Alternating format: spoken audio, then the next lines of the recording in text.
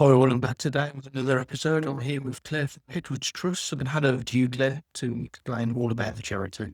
Thank you, Dave, and thank you so much for the opportunity. It's a real pleasure to be here today, so thank you. I always love to talk about Edward's Trust, so if I start off with a photo, if that's okay with everybody. So this is Edward Dent. Edward's Trust is named after Edward. Sadly, he died. 1989, the charity was set up. Edward sadly died at age 7.5 from a rare form of brain cancer. So Edward was a local boy. He was from Knoll in Solihull, and his parents, Peter and Hilary, set up the charity after his death. As you know, many charities are born out of a difficult situation that somebody's found themselves in, and they found that they didn't have the bereavement support that they needed at the time.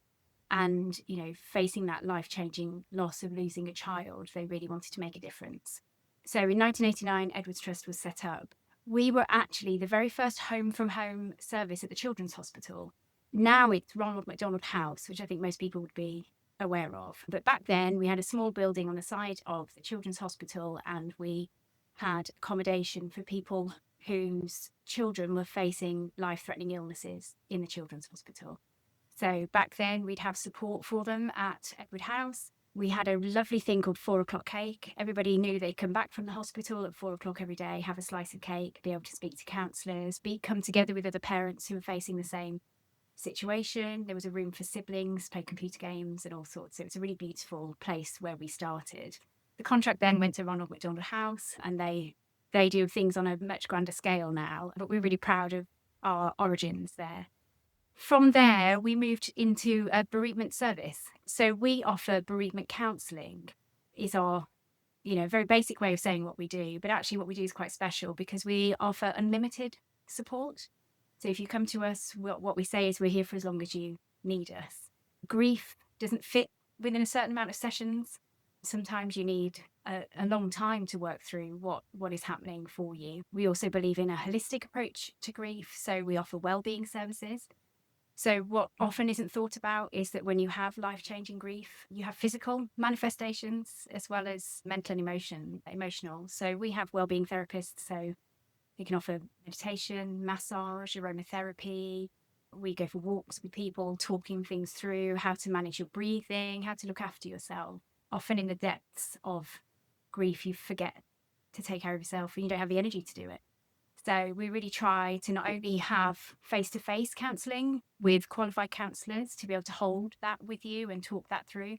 We then offer the holistic side as well. So we're dealing hopefully with the whole package really. So we support children and young people aged 4 to 24 and bereaved parents who have lost a child of any age or any circumstance. We're based in Edgbaston, but we support the whole of the West Midlands, and we have outreach centres in the Black Country and in Erdington at the moment, but we hope to meet people in their communities more as things develop. One of the things that I try to get across to everybody is that we hold what is known as Tier 3 grief. So when you look at the clinical picture of grief, there's sort of Tier 1, which is how your community responds to you. You might go to your place of faith, you might go to school, you might go to your work, and you want people to be able to hold your grief and acknowledge it and support you in the ways that you need. Tier 2, it starts to move up. This is where you need groups, you need some sessions with somebody, you might want to spend more time with other people who've got lived experience with you. And there's many, many organisations out there that do that. The thing that Edwards Trust is different, and there's not many of us that can offer this, is we'll hold Tier 3. So that is clinically known as complex or prolonged grief. But really what it is there's a complexity or a trauma or a profound level that means you can't work through it in the way that many people do. And to go straight into heavy topics, if you don't mind, that is because often the loss that people come to us with is loss that they were not expecting at all. There is suicide, murder, baby loss, drugs and alcohol, gang violence. The stuff we deal with is heavy and big, and that's not something you can deal with in 6 sessions, 8 sessions. So we have people who come to us for a very long time. We've just shared on social media about a man who came to us as a boy following loss, and he's touched base with us and stayed with us for a long time. You sort of stay with us for a while quite intensely, and it stretches out where you need more sort of support, and you get in touch, and then you might move to university and find that really difficult, so you get back in touch with your counsellor, and it kind of moves on like that. And now he's working and he's done this amazing fundraising feat for us, which has been wonderful. So what we try to do is make sure that we can hold those levels. Now, the problem with holding that level is that it's expensive. Now, we are free at the point you need us. If you come to us, absolutely free. We'll give it to you, but we need funding. So we have to pay for qualified counsellors because you've got to be able to hold that level and to hold it well. And we know that that's so important. And so trying to fund our organisation, we tend to be more expensive than other organisations that maybe have volunteers offering their service.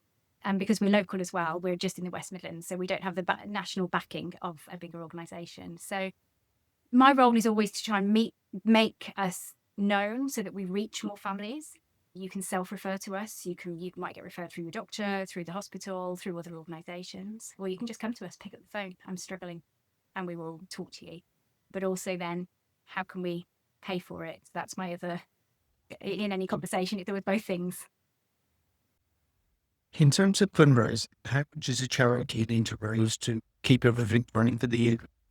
Around £600,000.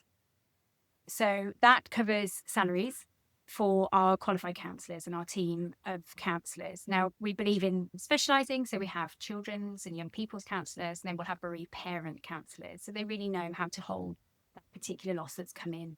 Obviously, there is, of an organisation our size, we then need fundraisers and people who can get out there and network. But we also have a building. So we have the lease of a building in Edgbaston. It means we have really nice space for children. So there's various different things they can do, and we're very careful about what we offer. So, for instance, neurodivergent children who get distracted by sound, we make sure we have silent clocks that don't tick, things like that. Children often need to work through their grief. They can't just come in and sit with you and talk. So we do sand play, art therapy, all sorts. So, and then we have computer games because they need to sort of decompress at the end. We have punch bags to deal with the anger. So we have rooms that are set up for children, rooms that are set for young people, and then we have rooms for adults, and that is in the separate side of the building. But we also, what we really love in our Edgbaston buildings, we've only been there just a year and a half, is we have a group space. So we hold our groups in there. So we used to hold yoga classes. We haven't been able to do that for a little while, but we're hoping to bring those back. But we have a young men's trauma group. We have a bereaved mothers group. And we also then can hold our corporate networking groups and things like that. So we have this lovely multi-use space that we can also have other people come in and use as well, and hold talks and education sessions. So obviously that comes at a cost too, because you need somewhere to see people. In terms of fundraising, does it tend to come mainly from corporates or aspirations? Yeah, I mean, it changes. I think the thing about living in a charity world is knowing that you've got to pivot constantly, because it all changes. So we historically have been supported by grants and charitable trusts in the main, and then really topped up by personal and corporate donations, etc. So in the past, we have some national lottery funding. We've previously had children in need, and there's many wonderful local grant funders and charitable trust funders who have donated to us. The problem is they are inundated now. There are so many charities out there. This cost of living and the demands on the sector means that they put out a fund. They are told that you have time to get in your application, but they have so many that they can't possibly help everybody. So what we've found, the trend has been that those funds, NHS, we did have some NHS funding, but that's sadly recently been pulled because of their cuts. That sort of drops off. And then you've got to make up the difference. So what we've had to do is pivot our team.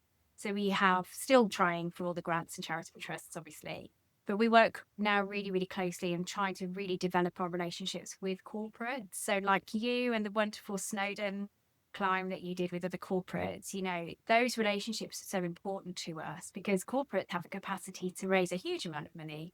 And not only because it's the corporate, but within that, all of those individuals who then get to know us. So they might refer someone to us, and that's a bereavement support that we can offer. But also individually, they then become people who want to fund it themselves and donate. So yeah, we have a range. Charitable trust and grants used to be the biggest, not so much now. Corporates are big. We have individual giving, community groups, so Rotaries and WIs, faith churches and other faith organisations and things like that. So we are lucky that we have a breadth of people who support us. And so it's really about keeping those connections growing, but we also recognise how much they're struggling now. Everybody is struggling with cost of living, and so what they can offer is always going to be less. Yeah, fundraising has been tougher for us this year. A lot of pressure. For anyone that wants to kind of support you soon, what's the easiest? As a fundraiser or a supporter generally, so we're just about to do we're calling a quarter four push, because it's our quarter four. We finish at the end of the year, and what we need to do is end the year strongly. We know we've got funding cuts, so we're really trying to push, and we're going to be contacting as many people as we can to say, what can you do for us in the remaining part of the year? And you can either do something yourself. So like you all said, let's climb Snowdon, and you did a wonderful job. And I think we're over the £10,000 mark, which was incredible. When I had a little look, it was over 10,000, which is, as a one event, that more of those would be absolutely wonderful. And we love all the photos and celebrating you. So we're really grateful for that. But we do things. So on the basis of this 4:00 cake that we used to have when we were the home from home service, people would come and speak to us at 4:00 and have a slice of cake and get some support. We now have that as a campaign. So corporate can hold their own 4:00 cakes, or whatever time is fine. But, cake and money, that's the main thing. Community groups, families, in your community, you're feeling isolated, invite people over, and have a cake and just donate £1 as you go in. You can do Christmas jumper day for us. You can come to our amazing Chinese night that happens at Christmas. It's a wonderful thing. We do the Big Give, which is a week where if you donate in that week, your donation is doubled. So what we do is we try to support you in your fundraising, but we can also offer these different campaigns. You can join a run. You can do anything really that raises money. But what we really want is that, but also awareness. So the more people who are talking about us, the better. I really am keen to make sure that we are spreading the word of our work and why we're different, because there's so much to choose from, and understanding the vitalness of our service is really, really important to me. So, social media, coming through our website, we've got a calendar of events, just speaking to our fundraising team. Get in touch with me. I'm happy to talk to everybody. And we always find ways that works for you. We also have volunteers, so you can give your time, come and wrap raffle prizes. You can get raffle prizes for us. You can come and help us write thank you letters and pop them in the post. And we have lots of things. On a higher corporate level, I like to think that I come to this with no ego. We are all only one person around the table. If there's any offer of help and you're interested and you're passionate, then come speak to me, come around the table and help the organisation run. So I think there's many, many ways. First and foremost, I'd say website and social media, but kettle's always on. Come and see us, have a cup of tea. No. There's a lot of ways people can help. A lot of people have been fan of cakes. Seems a good one to start. Cake always wins. So now we're as you repeat charities every month. Do one of ours next year. And from what we get next year, but something that said when are we doing it? I wouldn't be surprised if the year after. Yeah, and I believe there was a dog that climbed Snowdon with you. So there was a few dogs. Yeah, I understand you have a new puppy now, don't you, Dave? So maybe that's the challenge for next year. Yeah, we've done pet competitions and all sorts. Literally, we will say whatever you want to do. And what we like to do is get to know you. So sit with you and say, what do you love to do? So are you a runner? Are you a climber? We just did a wonderful, in the summer, it was reading books. So a readathon. So really, it is a matter of, do you want to do something? We'll promote you and celebrate you and help you. And we will always make sure you understand the impact of your donation, and longer term stuff really helps. So regular giving or payroll giving or a legacy in your will, those things help us plan for the future.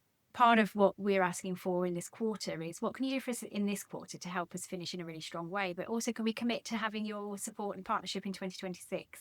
It's always that, can we, are we planning ahead? What does the next few years look like? No. Yeah, it's key. You get that regular. I do. There's a few charities we support where that's kind of crucial. I know on why networking and she days. Are you at France? You should check. Yes, Brian. Yeah, it happens. Whenever we start in November, we're like, get your pockets ready. That's what we're going to be asking. But we've had some wonderful events where what I'm really proud of with Edward's Trust is that people come and they stay. So if you're a member of staff, you come and you can't ever leave. You know, we're so dedicated. You know, we always say once you've got Edward's Trust in your heart, you never get to let that go. And I'm really proud of everybody who's around the table helping this exist for our families. But also the people who support us, they become part of the family. The people who come through our clients and service users, they have our service, but then they stay. And then we have people who come and they'll speak. They'll come along and tell their story and how Edward's Trust helped them.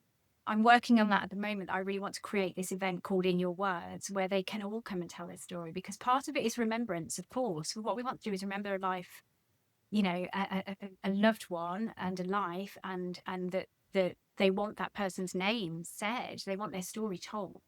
And then as part of that, explain how Edward's Trust helped them, because I think it's really important that people know that grief is very normal in the sense that we all are going to lose somebody. That's really, really important. But also that we actually as a society are not great at responding to grief, knowing what to say, giving time. Often you find that people are around for a month or two checking in on you. Then all of a sudden it sort of drops off and it's kind of like, oh, you're not better yet, you know.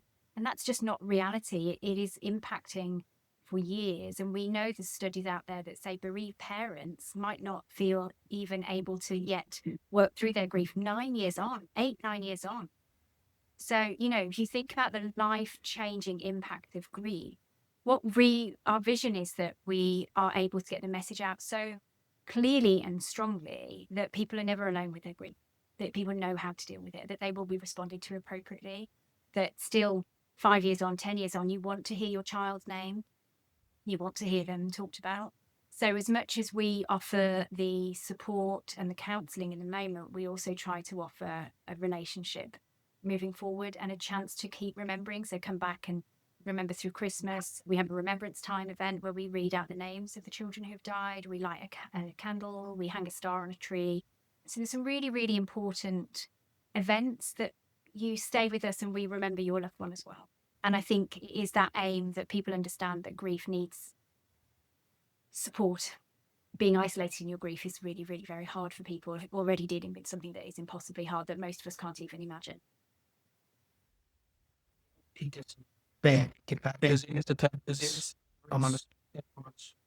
Yeah, and it is really, really hard. So I think being able to find people, so we have this wonderful group called the Friends of Edward's Trust. We call it FOET, F-O-E-T.